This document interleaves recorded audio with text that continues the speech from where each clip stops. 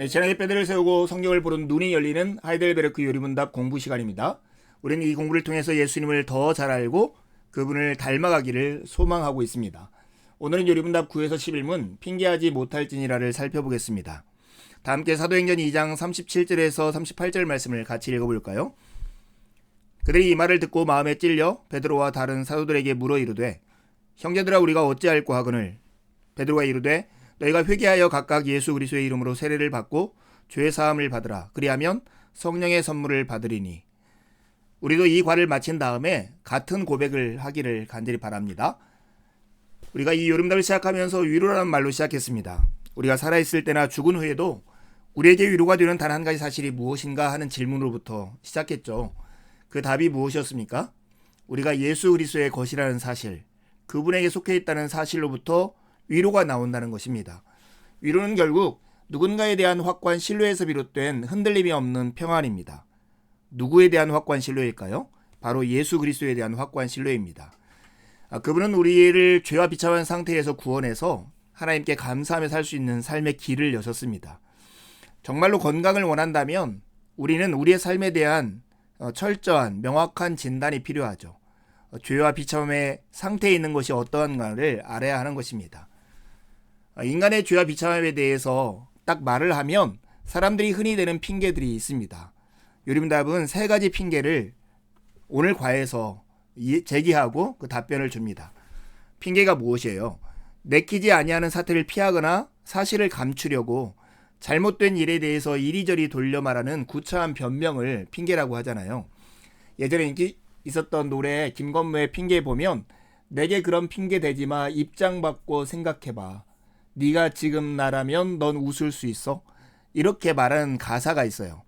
여러분, 우리가 대는 핑계를 하나님과 입장을 바꿔 생각해 보세요. 하나님이 우리에게 어떻게 사랑했는가에 대한 그 배경으로 우리의 핑계를 보면 우리의 핑계가 얼마나 합당하지 않은가를 알 수 있습니다. 세 가지 핑계는 바로 이것인데요. 구문에서는 이런 거예요. 지킬 수 없는 것을 지키라고 말하면 하나님 이거 부당한 거 아니에요? 이렇게 말하는 거예요.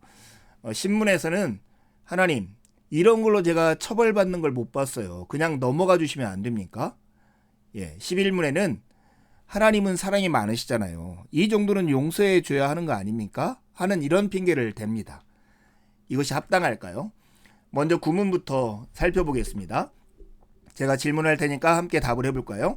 하나님께서 사람이 행할 수 없는 것을 그의 율법으로 요구하신다면 이것은 부당한 일이 아닙니까? 같이 답해 보시죠. 아닙니다. 하나님은 사람이 행할 수 있도록 창조하셨으나 사람은 마귀의 꾀에 빠여 고의로 불순종하였고 그 결과 자기 자신뿐 아니라 그의 모든 후손도 하나님의 그러한 선물들을 상실하게 되었습니다. 디모데전서 2장 13절에 14절 말씀에 보면 이는 아담이 먼저 지음을 받고 하와가 그 후며 아담이 속은 것이 아니고 여자가 속아 죄에 빠졌음이라 이렇게 말씀합니다. 인간에게 선을 행할 수 있는 이 열쇠가 있었는데 이것이 부러지고 말았다는 것이죠. 첫 번째 변명이 이거라고 했잖아요. 지킬 수 없는 것을 지키라고 말하면 이거 부당한 거 아닙니까? 이렇게 말하는 것에 대해서 요리문답이 이렇게 답을 하죠. 이것은 사단의 꾀에 빠져서 인간이 고의로 불순종한 것이다. 하나님이 행할 수 있는 것으로 행할 수 있는 능력으로 창조하셨지만 그렇게 했다고 말합니다. 우리가 지난 과에 확인했잖아요. 하나님이 우리를 악한 본성으로 창조한 게 아니라 선하고 하나님의 형상을 닮은 자로 창조했다고요. 하나님은 이렇게 창조했지만 인간이 고의로 불순종한 것입니다. 우리가 선악을 알게 하는 나무에 대한 하나님과 아담의 생각의 차이를 보면 이런 모습을 좀 더 분명하게 이해할 수 있어요. 하나님이 동산 중앙에 선악을 알게 하는 나무를 주신 것은 생명의 길과 사망의 길이 무엇인지를 알려주어서 아담을 보호하고자 하는 의도가 있었어요. 하지만 아담은 오히려 이 선악을 알게 하는 나무가 자기들을 억압하고 당연한 자기들의 권리를 제한하려는 하나님의 꼼수로 본 것이죠. 이것이 얼마나 큰 착각이고 오해였는가를 우리가 알고 있죠. 여러분, 실상이 변하지 않지만 하나님의 어떠하심이 변하지 않지만 우리의 마음이 교만에 빠지거나 하나님을 존중하지 않거나 하나님을 신뢰하지 않으면 마치 잘못된 렌즈처럼 하나님의 상을 우리 마음 안에서 왜곡하고 말아요. 이 왜곡하는 것은 하나님의 말씀까지도 왜곡하게 되는데요. 창세기 3장 2절에 3절을 말씀해 보면 그 구체적인 예가 나와요. 여자가 뱀에게 말하되 동산 나무의 열매를 우리가 먹을 수 있으나 동산 중앙에 있는 나무의 열매는 하나님의 말씀에 너희는 먹지도 말고 만지지도 말라. 너희가 죽을까 하노라 하셨느니라. 이렇게 얘기해요. 밑줄 준 부분이 하나님이 하신 말씀을 아담과 하와가 왜곡한 부분이 여기죠. 여러분, 그래서 우리의 마음이 교만한지, 하나님을 신뢰하고 있는 건지, 하나님을 존중하고 있는지를 아는 것이 참 중요해요. 이것을 알지 못하면 하나님의 하나님되심 우리 마음속에 왜곡해서 들어오기 때문에 그렇죠. 하나님이 주신 선물을 당연한 권리로 생각할 때 감사는 시들어버리고 불신과 의심과 반역이 싹을 튼다는 것을 우리는 늘 생각해야 합니다. 두 번째 질문이에요. 10문인데요. 한번 문답을 해볼까요? 하나님께서는 그러한 불순종과 반역을 형벌하지 않고 지나치시겠습니까? 같이 답해 보시죠.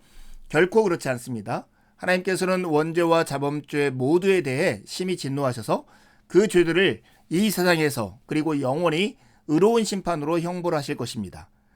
하나님께서는 누구든지 율법책에 기록된 대로 온갖 일을 항상 행하지 아니하는 자는 저주 아래 있는 자라고 선언하셨습니다. 이미 하나님의 심판은 우리 가운데 행해지지 않기 때문에 이런 걸 가지고 우리를 벌하십니까? 묻는 질문에 대한 답이에요. 하나님은 의로운 재판장이십니다. 그냥 넘어가 주시면 안 됩니까? 하는 질문에 대해서 하나님의 심판이 지금도 계속되고 있다는 것을 설명하는 것이죠. 하나님의 심판은 분명합니다. 하나님은 원죄와 자범죄에 대해서 심판하시고 지금으로부터 영원까지 심판하시는 분이라는 사실을 기억해야 합니다. 여러분, 지난주에 우리가 원죄에 대해 살펴봤잖아요. 첫 번째 죄하고 달랐어요. 그 원죄는 우리 안에 죄와 악에 끌리는 성향을 말한다고 얘기했어요. 내 안에 가인이 있다, 이렇게 말하는 것이죠.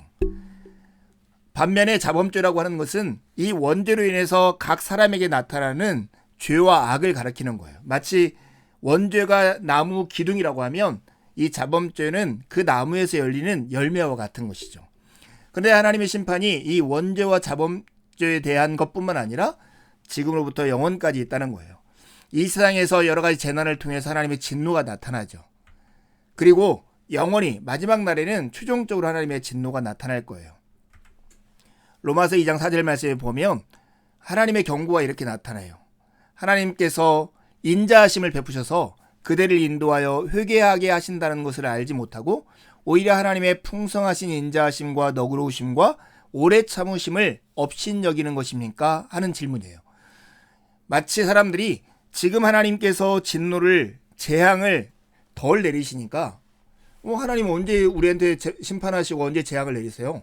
그런 것들은 이미 사문화된 법과 같지 않습니까? 이렇게 말하는 사람들에게 그렇게 말하는 것은 오히려 하나님이 그 사람들을 구원하기 위해서 베푸신 인자하심과 너그러우심과 오래 참으심을 멸시하는 것이라고 말을 하는 것이죠. 여러분 기억해야 돼요. 하나님의 심판은 끝난 것이 아니라 지금도 계속되고 있는 사실입니다. 이제 11문을 다뤄보겠습니다. 그러면 하나님은 또한 자비로운 분이 아니십니까? 한번 답을 같이 해볼까요?